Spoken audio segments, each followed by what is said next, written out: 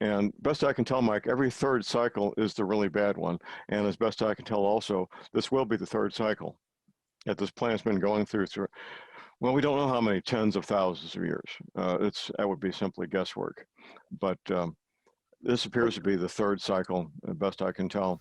Well, this time, though, I mean, future archaeologists won't miss us. I mean, they won't, because we're leaving behind so much garbage and plastic. You know, there's AOL CDs from all the 1990s in landfill all across the country. You know, we're leaving behind a layer of trash that can't be missed. You know what I mean? Absolutely, absolutely. Well, the powers that be are convinced that they're hidey holes.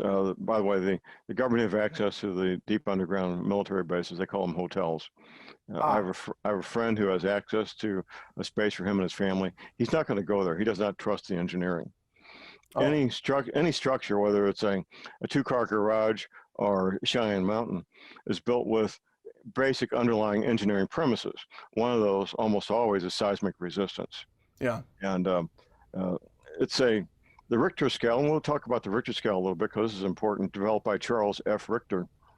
It's a logarithmic scale, yeah. It's logarithmic. Yeah. So when you go from 1.0 to 1.1, that's twice the strength. Now, Charles F. Richter died, I believe, in 1983 or 84. Within a year of his death, the United States Geological Survey reduced the Richter scale by one full number value. If you go to the USGS website and look up earthquakes, you'll find all earthquakes 4.9 and lower are in black. All earthquakes 5.0 and higher are in red. Red, danger, danger. Well, if we were with the original Richter scale, that would be reduced by one full number value. So the current 4.0s on the original Richter scale would be 5.0. They knew in 1984, Mike, that in the future, there would be a dramatic increase in the number and severity of these earthquakes. And the whole point of doing this was to keep people in the dark as long as possible. There's a lot of very smart people in our society that would know the difference between a 4.0 and a 5.0 if they knew, if they had the knowledge to figure that out. But they've taken that knowledge away from people.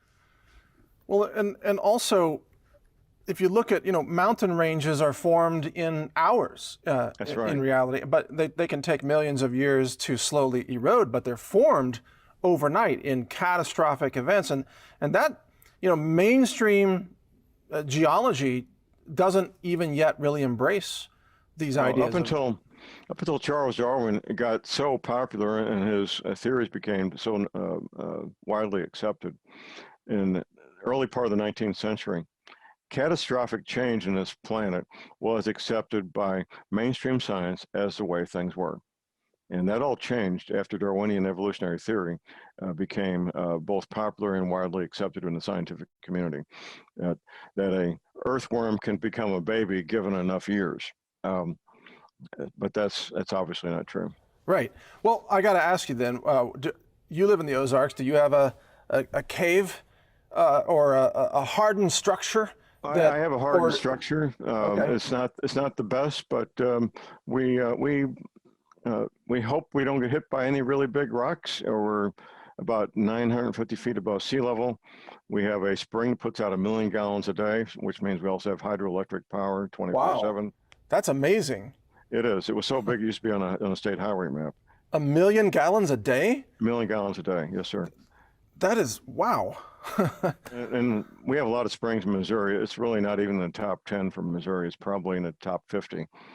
But yeah, so we're pretty satisfied with what we got within our financial means and our abilities. We've got a pretty good spot here all set up and ready to go. Okay. The Ozarks are actually well known, especially in Christian communities, as a preparedness place for people to go. And I think the terrain there certainly speaks to that, but much of the country has no chance, like Florida, for example, you mentioned in a previous interview, because it's mostly, it's almost at sea level. Alabama's mostly gone, most of Mississippi, most of Louisiana, the first 100 miles of Texas from the ocean. I do private consultations, Mike, and I went down to a place in Texas about 80 miles from the ocean there, from the Gulf of Mexico. Yeah. And so my client picks me up, and his wife picked me up in her Chevy Suburban. We get to a safe haven. I open the door, and it's all sand and seashells. I look at him, and he looks at me, and I got to where his wife couldn't hear me, and I said, "You didn't tell your wife this used to be under the ocean, did you?" He says, "No." 80 miles from the ocean. It was all sand Yeah. and seashells, Mike. That's true. Yeah. Yeah. Yeah. Yeah. Much of the Gulf area of Texas is exactly like that. Yeah. It was A all- buddy of mine, Mike, he was on vacation out west in Arizona. You know where they have the mesas? There was really big, flat-topped, small mountains, a mesa. So he climbed at the top of them, and he says, "John, I was on top of this mesa yesterday. There's seashells everywhere." Yep. Yeah, of course. I know, and history tries to delete all of that from the That's a evidence. big of course, Mike. That's a big of course. Well, I say that because I've studied a lot of free-thinking People don't know scientists. this, Mike. What Yeah, you're well- saying, of course, hardly anybody knows this. I know, but we're already living in such a collapsed society that when you said that in Earth's history people couldn't do math and spoke in grunts, I thought you were talking about California's education system today. It's that bad. Well, there's an unfortunate amount of truth to that. There is. I mean, it doesn't even